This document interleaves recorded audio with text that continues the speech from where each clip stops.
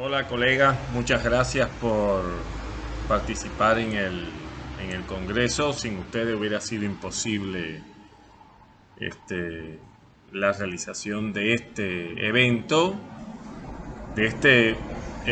grande, importante, trascendente en América Latina. Y creo que no sé en cuántos lugares del mundo se puede organizar un evento de esta magnitud con esta cantidad de participantes. Por supuesto, además de agradecerles a ustedes por participar, tengo que agradecerle al comité organizador, a todos los demás miembros del comité académico, científico del evento, en particular la invitación que me realizaron, y tengo, además de agradecer, felicitarlos por este evento que hemos obtenido, que se ha concretado, en el cual todos hemos puesto nuestro empeño, algunos más que otros obviamente, y en primer lugar, por supuesto, Freddy.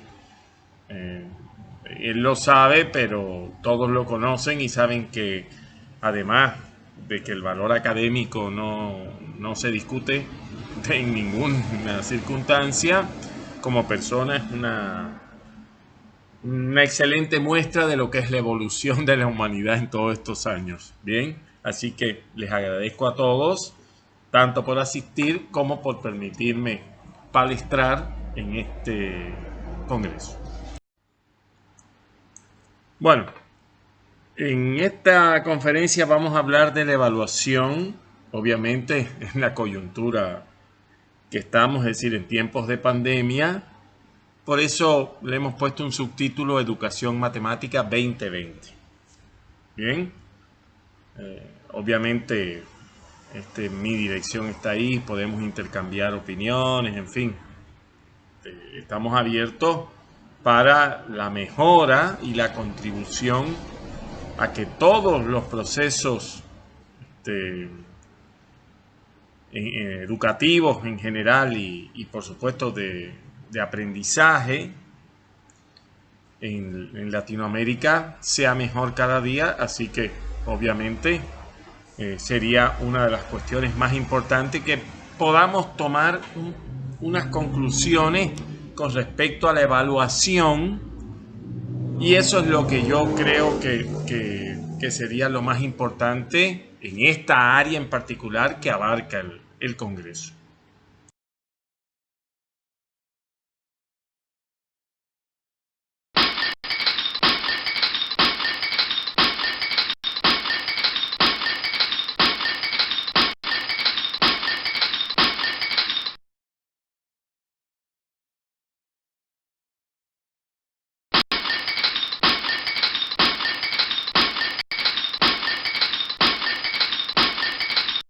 Bueno, antes que todo, quería decirles que desde la irrupción del coronavirus en nuestra vida, en nuestra sociedad, no importa el continente, la región, el lugar, cambió drásticamente nuestras vidas. Bueno, la Unión Matemática, la Unión Internacional de Matemática, en este sitio que les presento acá, tiene muchísimos recursos matemáticos que nos ayudan a, digamos, a que los chicos comprendan mejor lo que es una epidemia. Les recuerdo que en realidad estas cuestiones que se discuten en la televisión, que los periodistas hablan, si el factor R sub 0, el factor de propagación, que si la curva se aplana, que si el pico, todos esos detalles son conocimientos matemáticos. Si bien no son elementales, sí se pueden representar de una manera muy sencilla gráficamente, y cualquier estudiante de cualquier nivel, más aún los profesores o los futuros profesores de matemáticas, lo pueden entender. Yo creo que en otras situaciones he hablado de lo mismo. Creo que la matemática realista y en particular este contexto en el cual nos ha tocado desarrollarnos en este 2020 y creo que una parte importante del 2021 nos puede ayudar en cuestiones educativas, aunque suene incluso medio raro. Creo que nosotros podemos apoyarnos en el COVID para enseñar mucha matemática, pero eso traspasaría obviamente los límites, o traspasa obviamente los límites de esta conferencia, pero creo que en este sitio y en muchos más, cualquiera puede hacer una búsqueda, hay suficientes recursos para, digamos, transmitirle a los chicos las cuestiones fundamentales de la pandemia, del COVID y de las medidas que nosotros debemos tomar. En particular se habla mucho del distanciamiento social. No es la expresión correcta y nosotros como matemáticos debemos explicárselo a los chicos. La expresión correcta es el distanciamiento físico. No hay por qué tener distanciamiento social, y la educación en tiempos de pandemia ha demostrado que no nos hemos separado socialmente, nos hemos separado físicamente. El distanciamiento social, la ayuda social, la colaboración social tiene que seguir bajo cualquier circunstancia. Bueno, quería retornar a la evaluación. Creo que probablemente sea una opinión muy particular, pero ojalá fuera así. Ojalá fuera así. Pero mi opinión es que nosotros, a raíz de todo de esta recapitulación que hemos tenido en tiempos de pandemia, que eso es algo que hay que destacar, creo que hasta ahora hemos evaluado mal y nos hemos centrado básicamente en la comprobación de los resultados del aprendizaje traducido a una nota. Esto vamos a seguir hablando a lo largo de la conferencia, pero les quería comentar lo siguiente. Por ejemplo, en Argentina, yo soy profesor titular, por tanto, yo dicto la teoría, en el sentido estricto de la palabra, no evalúo práctica, sino que evalúo el examen final. Si los exámenes parciales los evalúan los docentes de mi equipo de cátedra, y por tanto yo en la evaluación final tomo la evaluación de los alumnos regulares, es decir, los que ya superaron la parte práctica y es teórica. Y lamentablemente, debo reconocerlo, el enfoque que siempre le hemos dado a esta evaluación es una evaluación, como su nombre lo indica, teórica, pero de información. Entonces le preguntamos demostraciones de teorema o de propiedades o criterios de convergencia de serie o de interpretación geométricas de límite o de derivada, para qué sirve el diferencial en el cálculo aproximado, etcétera, etcétera, etcétera. Ustedes se darán cuenta que estamos mal, o una concepción errada. En realidad estamos sosteniendo una concepción de los años 60 todavía, en el cual la evaluación era eso: comprobar que el tipo había rendido o no correctamente unos determinados estándares de calidad. Bueno, después veremos cómo esta situación nos ha ido, digamos, moviéndonos a cambiar esta forma de evaluar. Bueno, como estuvimos hablando, en realidad esta pandemia nos ha llevado a analizar otros aspectos de la evaluación que nosotros en realidad lo teníamos subvalorado, subyacente, y nos ha llevado a concluir obviamente lo que ya se sabía. La evaluación tiene múltiples funciones y que van más allá de la mera calificación de los resultados del aprendizaje. En el caso de la educación superior de la universidad, esto tiene que traducirse, y más aún en el caso de la formación de profesores de matemáticas, esto tiene que traducirse en resultados concretos, no en el número, sino en lo que le aportamos al futuro profesor de matemáticas. Detengámonos un poco en dos cuestiones centrales. ¿Por qué evaluamos? ¿Y para qué evaluamos? Dicho de otra manera, siempre la evaluación tiene un fin que va más allá de la acreditación de conocimientos. Puedo encontrar otras razones que van más allá que eso. En el tiempo particular que nos ocupa, ¿en qué se va a convertir la evaluación hoy para el tiempo de post-pandemia? Porque en realidad todos estamos hablando de la pandemia. La cuestión es el regreso a las aulas después de la pandemia. ¿Qué nos depara o qué nos va a deparar eso? Los alumnos, ¿cómo los vamos a tener? ¿Cómo van a regresar?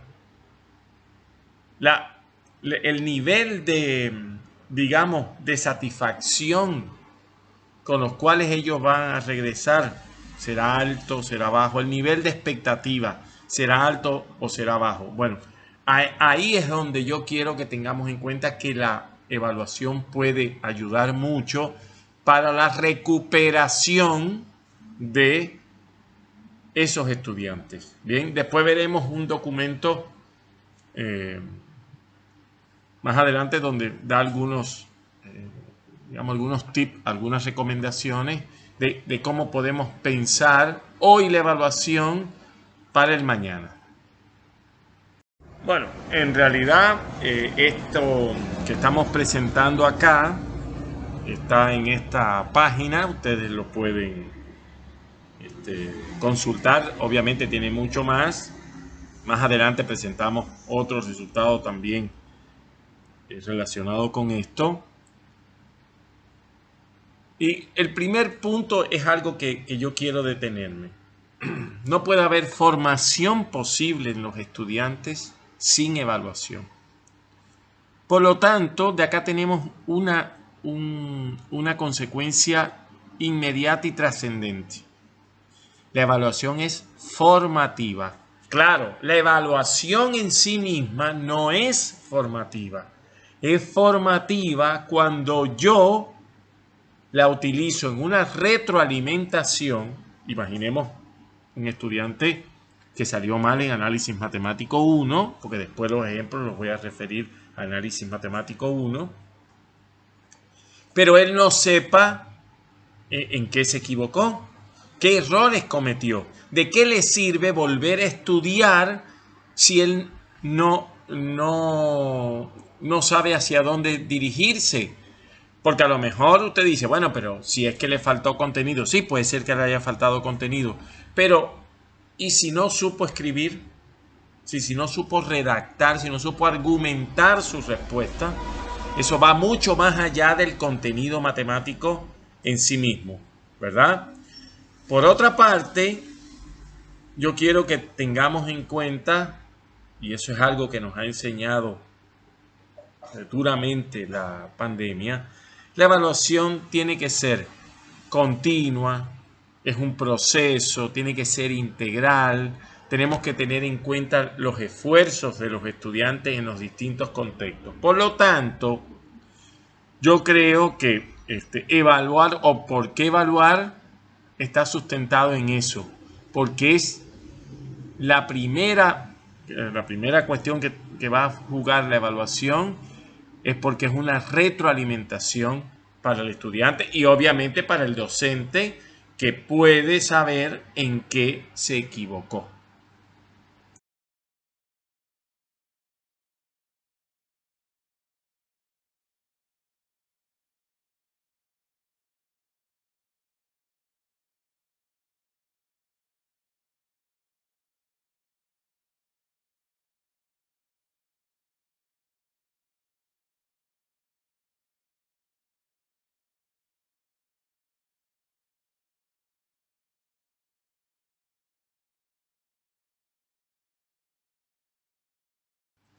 Ahora, ¿para qué evaluar? Obviamente eso depende de qué uso le voy a dar yo a la evaluación. Y eso depende de muchas de las cuestiones que yo voy a evaluar. ¿Por qué? Parece medio un trabalengua, una repetición de palabras, pero las diferentes funciones que va a cumplir la evaluación depende o está en función de lo que yo estoy calificando, de lo que yo estoy evaluando. Y obviamente eso depende de los instrumentos que yo use. Por lo tanto, no siempre es posible decir que la evaluación sirve para esto taxonómicamente. No.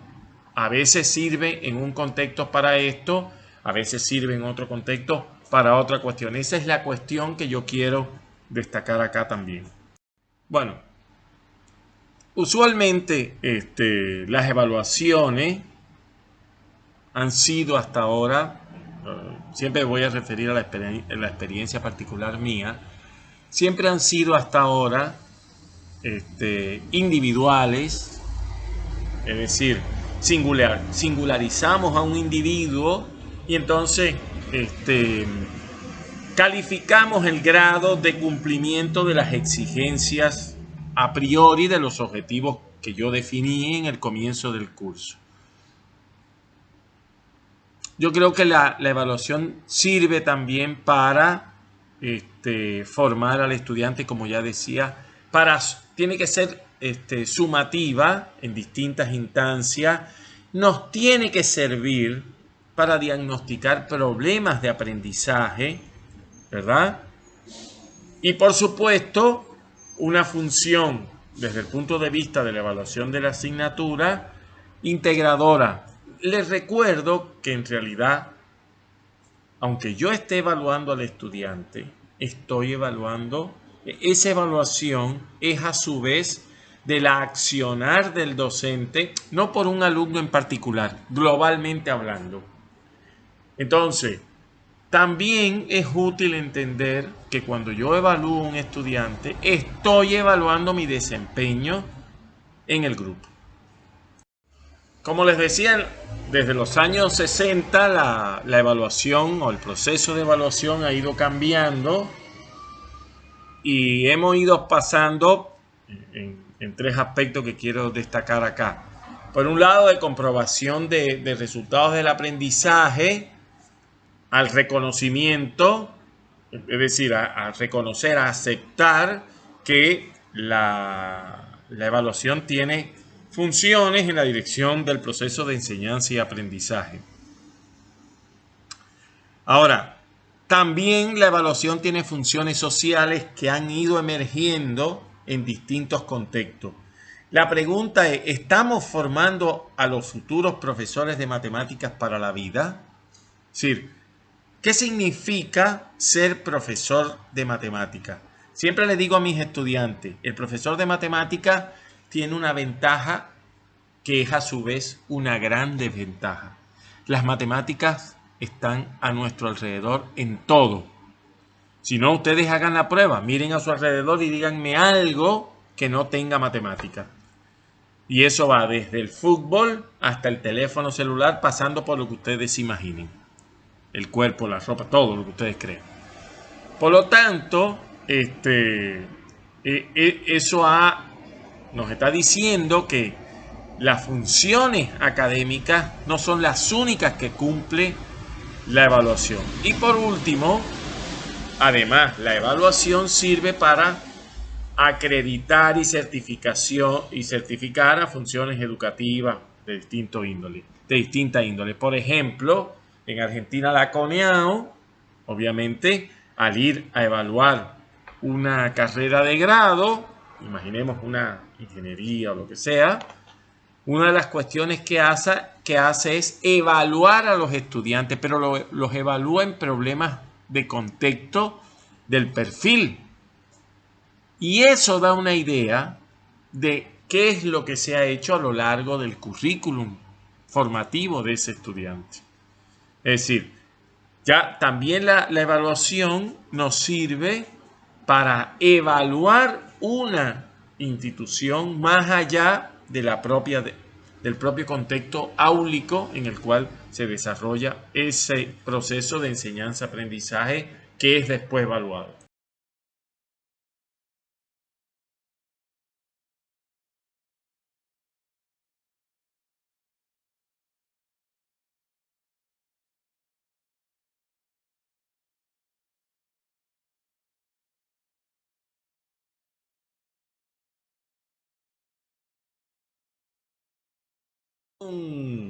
Hay un documento bastante importante que salió en junio de este año. Ahí está la dirección. Un documento conjunto entre el Consejo Nacional de Profesores de Matemática y de Supervisores de Matemática de los Estados Unidos, que le llamaron Moviéndonos hacia adelante, el aprendizaje de la matemática en la era del COVID-19, que yo quiero retomarlo porque realmente es un documento, creo que esencial en los tiempos que nos ocupa y en particular para la evaluación. Lo primero que ellos declaran, apenas uno empieza a leer el documento, es que vivimos en tiempos inciertos. Dicho de otra manera, ¿alguien pudo prever lo que iba a pasar con el COVID? Nadie. ¿Alguien puede prever lo que va a pasar el día de mañana? No con una epidemia, con cualquier otra cuestión. No. Entonces, ese tiempo incierto, ese grado de incertidumbre en los que vivimos, nos obligan a nosotros a tomar medidas. Y la primera medida que ellos recomiendan siempre en todo el proceso docente educativo es la planificación. Pero no entendamos la planificación como un marco estrecho que tengo que cumplir a rajatabla, que si hoy planifiqué que voy a dar la clase X, tengo que darla salga el sol por donde salga. No, la planificación no es eso. La planificación es una guía, una ilustración de cómo debe ir tu proceso. Si en un momento determinado tú consideras que debes detenerte y tomar medidas que no estaban planificadas, pues perfecto, debes hacerlo. Esa es una de las funciones de la planificación. Decirnos a nosotros si estamos cumpliendo en tiempo y forma lo que nosotros pensamos a priori antes de conocer el grupo, los estudiantes, lo que iba a pasar, etcétera, etcétera, etcétera. Bueno, ¿y la planificación qué significa hoy en tiempos del COVID? Ellos hablan de consideraciones estructurales en primer lugar. Bueno, primero, lo habitual ha sido asignar profesores al grupo de estudiantes que ya tenían. Bueno, eso en realidad una de las recomendaciones que ellos hacen es que no sea así, sino que los grupos sean, para usar un término, sean mixtos en cuanto a las habilidades que posean los estudiantes. Es decir, que haya desde estudiantes más capaces hasta estudiantes con bajo rendimiento. Eso puede provocar o debe provocar un movimiento superior en el aprendizaje de los estudiantes. Y por otra parte, ellos recomiendan que se le asigne tiempo adicional a la matemática. Claro, aquí choca con un problema que nosotros tenemos en Latinoamérica y es, para usar una expresión conocida de un tipo de tienda, todo por 2 pesos. Es decir, lo que haces te lo voy a pagar con 2 pesos y si tienes que hacer más, tiene que seguir saliendo de los 2 pesos con los que te estoy pagando. Bien. Lo que significa, lo que ellos proponen, lo que significa en concreto es que la matemática debe ser una asignatura priorizada y prioritaria cuando vayamos al tiempo de recuperación post pandemia. Yo no sé cuántos países de Latinoamérica van a tener esto en cuenta, pero creo que es algo en lo cual nosotros debemos jugar nuestro papel. La segunda cuestión que ellos señalan como central, las prácticas docentes, quiero referirme, por eso lo he señalado en negrita, que es el aprendizaje esencial para los estudiantes. Es decir, normalmente, imaginemos el curso de análisis matemático para los profesores, bueno, empieza límite de funciones, continuidad, derivada, integral, lo que sea, ¿verdad? Sea análisis matemático 1. Ahora, la pregunta es, dentro del tema límite de funciones, ¿qué es lo esencial que un profesor de matemática debe saber? Y entonces da un grupo de preguntas ilustrativas. Es lo principal de ese grado o curso. Si el estudiante no domina esto, se verá obstaculizado su aprendizaje en años futuros o en cursos futuros. Esa idea central de la cual estamos hablando está vinculada con distintas temáticas de años anteriores, posteriores, de cursos, digamos, con vinculación horizontal. Ese es el tipo de cosa que debemos hacer. Y ellos, por supuesto, recomiendan implementar tareas que promuevan el razonamiento y la resolución de problemas. Bueno, la utilización de los distintos marcos algebraico, numérico, geométrico. Y por supuesto, facilitar un discurso matemático significativo y plantear preguntas con propósito. Bueno, y en el tercer punto, la abogacía, abogar porque el pensamiento matemático o el conocimiento matemático no se limite solo al aula.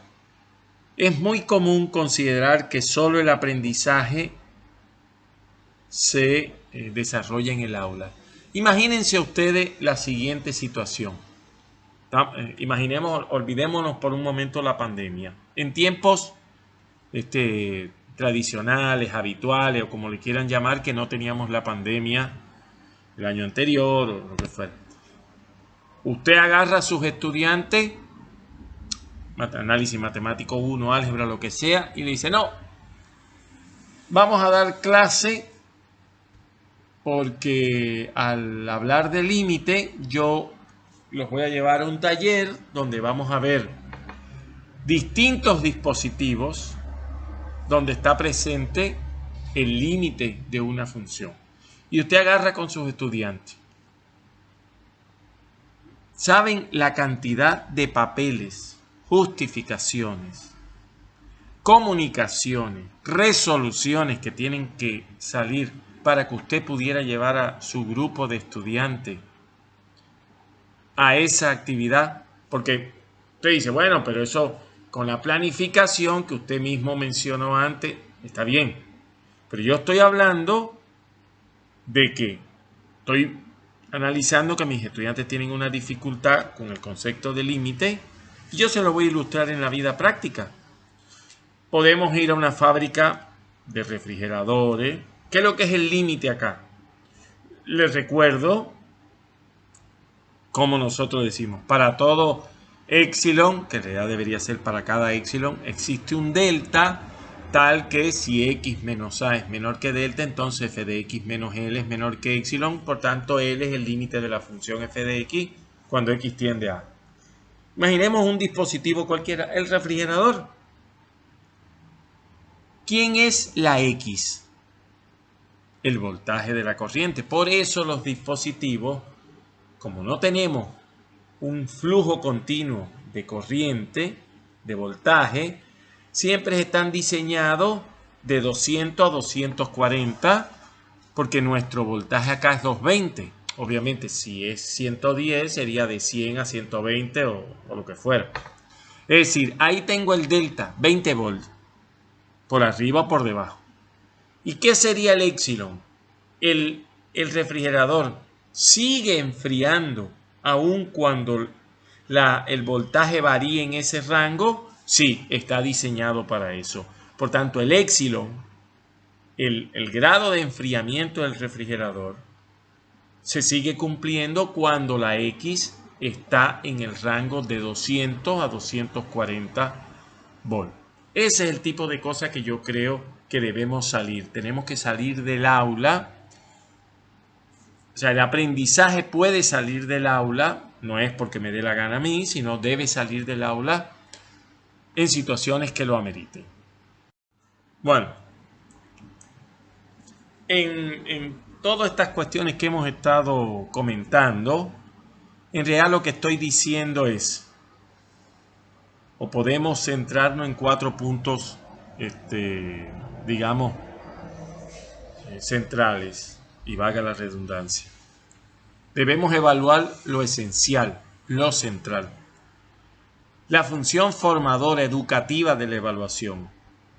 Articular, es decir, que la evaluación pase de fin en sí mismo a diagnóstico para el nivel superior, para las asignaturas que están vinculadas o articuladas verticalmente, y por supuesto para la organización del trabajo futuro de la institución, mía, del grupo, con los próximos profesores, etcétera, etcétera.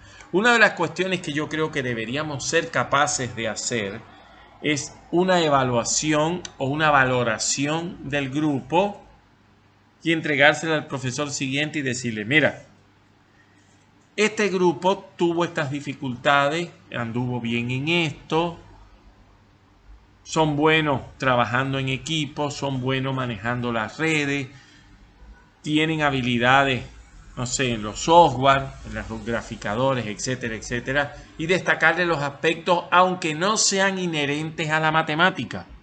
Ahí es donde yo quiero entrar. Es decir, no solo tenemos que tener en cuenta lo matemático, también hay que evaluar y resaltar y destacar otros aspectos que hacen al profesor de matemática ese que estamos formando.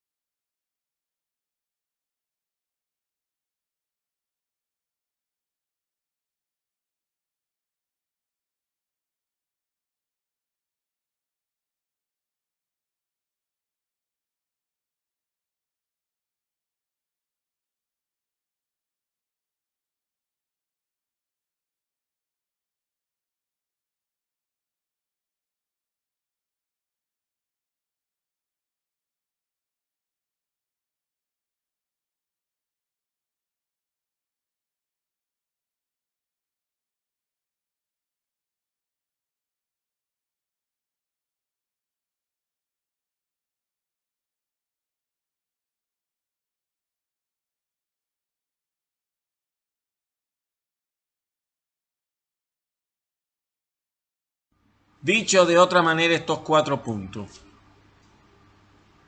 La evaluación como tal, debemos agregarle, aparte del propio rubro de evaluación de los saberes, de los aprendizajes,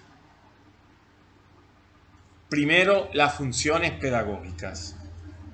Una de la función que prácticamente no usamos por la cantidad de estudiantes, por la poca disponibilidad de tiempo o por lo que fuere, es el hecho de usarlo pedagógicamente para tener una retroalimentación con los estudiantes. Eso debo reconocer que no siempre es tan fácil de hacerlo por estas cuestiones que señalaba. Y por supuesto, la segunda, las funciones en la organización y gestión de la educación como un proceso, no de mi propia asignatura en sí mismo, sino de todo el proceso formativo del futuro profesor de matemática, que nos lleve, en particular, si lo quieren mirar así, a la acreditación de la institución. Dicho de otra manera, estamos haciendo lo que debemos hacer en esta institución en la formación de los profesores de matemática. Quiero agregar algunas cuestiones. Esto ha aparecido en la prensa aquí en Argentina por declaraciones de distintos actores, qué sé yo. Bueno, primero, ¿qué nos obligó el COVID a nosotros, los profesores, en particular los que intervenimos en la formación de profesores de matemáticas? Tuvimos que cambiar, modificar nuestros hábitos. Si bien nosotros utilizábamos herramientas de comunicación de distintos tipos, ya sea presentaciones, no sé, páginas interactivas, usamos, no sé, muchos recursos.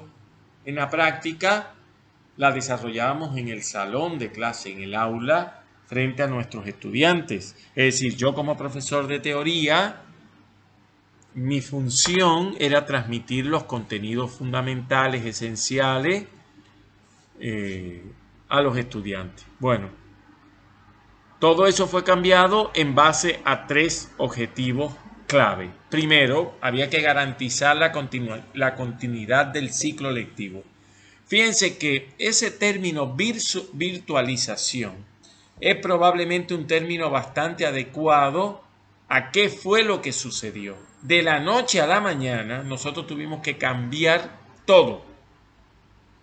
Es decir, adecuar nuestras prácticas pedagógicas que venían enquilosadas durante muchos años de modelos similares a un nuevo entorno, a un nuevo contexto. Segundo, y eso lo he vivido yo lamentablemente con mis estudiantes, ¿cómo garantizar, chicos, que tienen dificultades de conexión para que ellos puedan no solo ya aprender, sino rendir con éxito las distintas evaluaciones?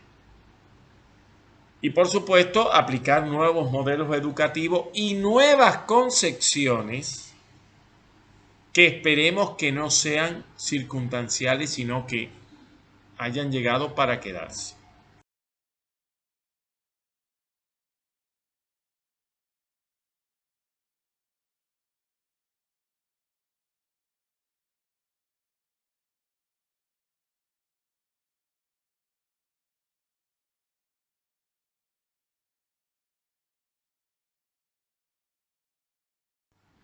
Es decir, en realidad, dicho de una manera más sucinta, primero, mantener el vínculo entre el docente, el alumno y la institución.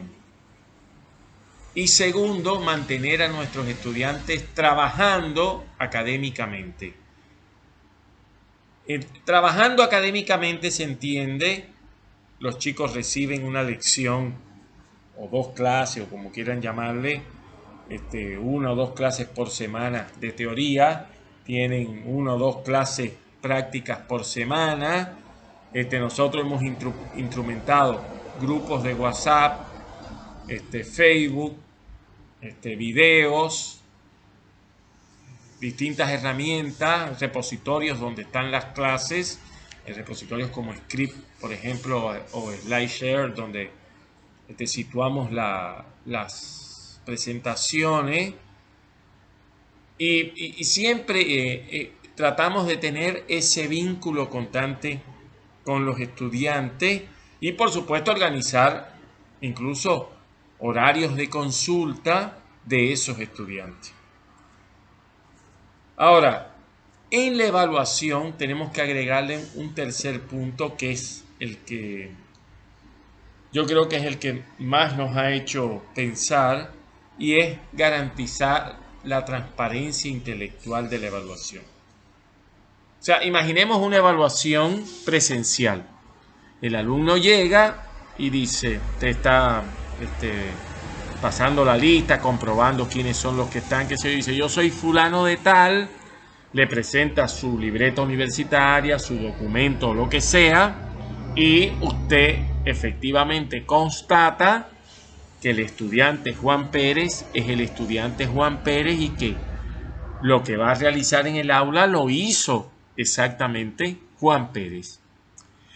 En estas cuestiones de la virtualidad, con la existencia de infinidad de páginas matemáticas que resuelven cualquier tipo de cálculo de operación, el que nos podemos imaginar y los que no nos imaginamos también, páginas que resuelven exámenes online, o sea, ¿cómo nosotros podemos, digamos, garantizar que sea el propio estudiante el que se ganó sus laureles, para decirlo de alguna manera? Bueno, tuvimos entonces que cambiar nuestra forma de evaluar. Por un lado, en las actividades prácticas, tuvimos que pasar de ejercicios meramente, digamos, instrumentales a ejercicios con una dosis, digamos, de carga teórica, y en las evaluaciones teóricas finales tuvimos que pasar de ejercicios digamos, de planteamientos de preguntas meramente teóricas a preguntas con una carga práctica no alta, pero que obligara al estudiante a estar frente a un contexto distinto, no habitual. Y por supuesto que no pueda ser resuelto por medios o por herramientas informáticas. Hay un documento muy valioso que también salió en julio de este año de la Asociación Americana de Psicología, Aprendiendo en la Casa, 10 sugerencias para la evaluación y, digamos, y control de los progresos académicos de los estudiantes durante la epidemia, la pandemia del COVID-19. Si bien esta sugerencia pudiéramos pensar que está dirigida solo a estudiantes primarios, porque obviamente involucran a los padres, creo que el aprendizaje en la casa de nuestros estudiantes universitarios, en particular de los futuros profesores de matemáticas, ha involucrado a la familia. Cuando hablábamos hace un momento de la situación socioeconómica, no todas las familias tienen una computadora para todos sus miembros. Es decir, el padre a veces tiene una y tiene que usarla también la esposa, el hijo para sus clases, y si tiene un segundo hijo o hija, también tiene que usarla. Es decir, están involucrados los padres, quieran o no, en el aprendizaje de sus chicos, independientemente de si sean universitarios, ingenieros o futuros profesores de matemáticas, lo que sea. Es decir, por eso es importante que yo me voy a referir, he seleccionado algunas de esas sugerencias y me voy a referir a ella, y la de los padres y familia no las voy a tocar, les voy a dejar a ustedes para que la consulten.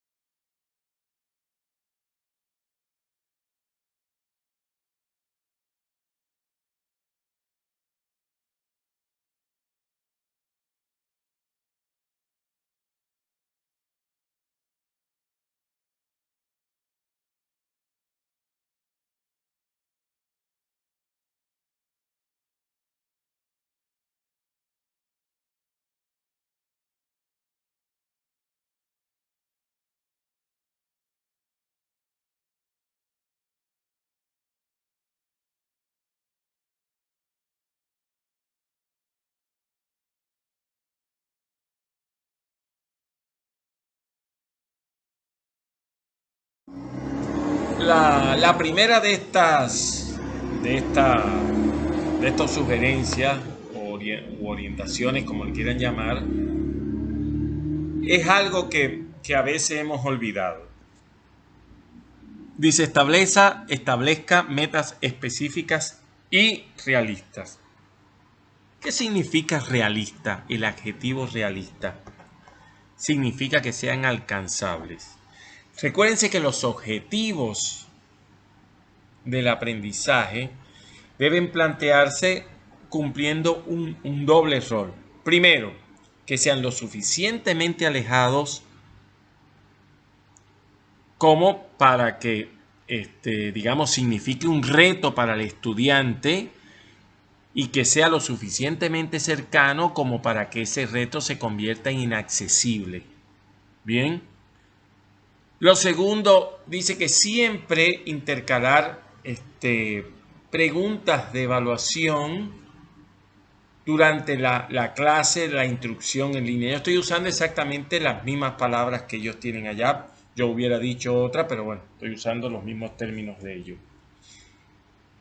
Lo que está diciendo es, usted tiene que, en este proceso virtual, de virtualización, como ya les comentaba, debemos ser capaces de ir tanteando, ir sabiendo cómo va el aprendizaje de los chicos durante todo momento, o por lo menos una aproximación deseable. Use la cantidad de preguntas que usted considere suficiente para estar absolutamente seguro de que los estudiantes han cumplido las metas. Ahora, después de yo saber los resultados de una evaluación, hay que tomar inmediatamente decisiones, si fueran necesarias, obviamente, sobre el desarrollo del curso para enmendar posibles errores. Y en el tiempo de pospandemia, que acá en Argentina la vemos lejos todavía, esa información debe servir de base para la organización y diagramación del próximo curso. Les recuerdo, como ya les comentaba antes, un curso en el cual la matemática debe ser una materia priorizada. Cuando digo la matemática, digo las materias de matemática deben ser priorizadas. En resumidas cuentas, lo que queremos que en este tiempo de pandemia y que sean rasgos que hayan llegado para quedarse, que el aprendizaje sea colaborativo y cooperativo, no solo colaborativo, que puede y debe ser asincrónico. También debemos mostrarle y darle todas las herramientas a nuestros estudiantes, que el aprendizaje es progresivo y que cada estudiante, esa tasa de progresión no es la misma para todos, ¿verdad? Recuérdense, en la teoría del triple significado, el significado de los objetos matemáticos es temporal, personal e institucional. La curiosidad es que acá la institución y el carácter personal de ese significado está asignado por la familia. Es decir, es otro contexto. No existen las instituciones como el trabajo de Godino presenta, porque el aprendizaje ha sido online, a distancia o como quieran usar el calificativo virtual que quieran usar, ¿verdad? Y que además el aprendizaje debe llevarnos a que los estudiantes sean cada vez más, usen más la argumentación, en particular los profesores de matemática, y menos la prueba y la demostración. Desde un punto de vista lógico, recuérdense que estas tres categorías no es exactamente lo mismo, ni mucho menos coincidente. Bien.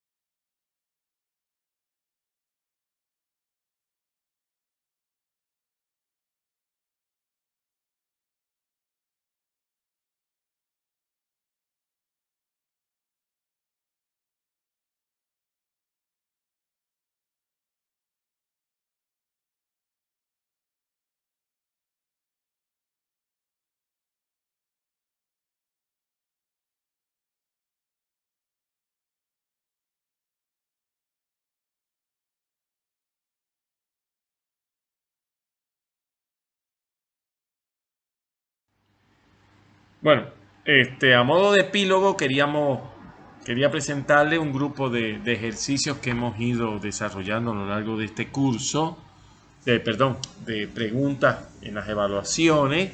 En particular, este primero que nos ocupa lo utilizamos en el segundo trabajo parcial, ya que nos dimos cuenta, lamentablemente de una forma dolorosa, que los resultados del primero no nos permitían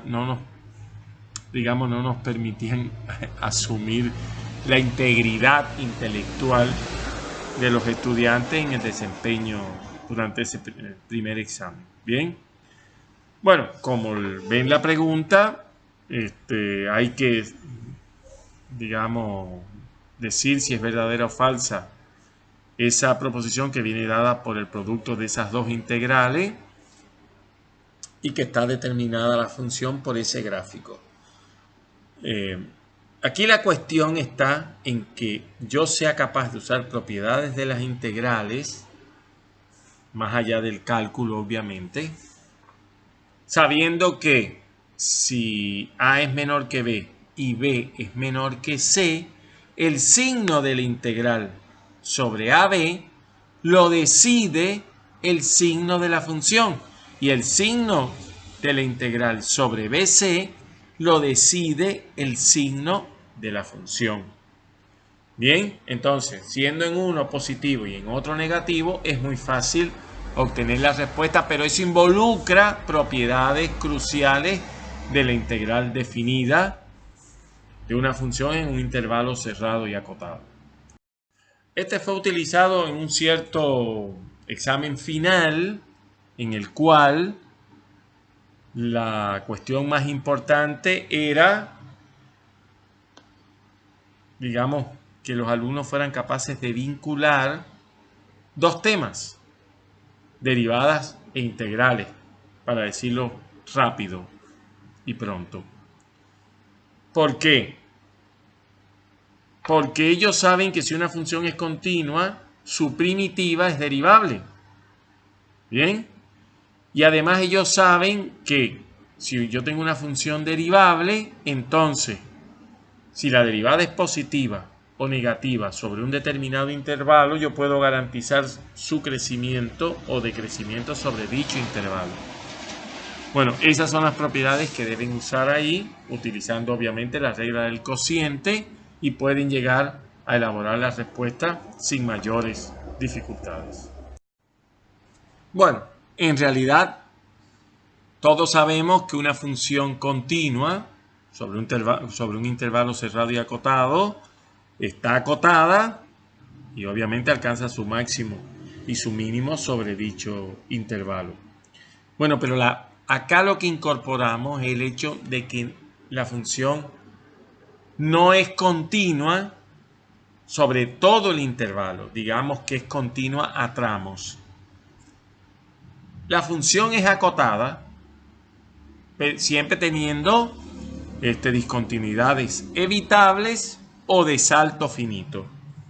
Es acotada, bueno, esa es la cuestión que ellos tienen que hacer. Analizar, en el caso, por ejemplo, de salto finito, es decir, las divisiones que se obtienen por las discontinuidades que tenga una función en un intervalo,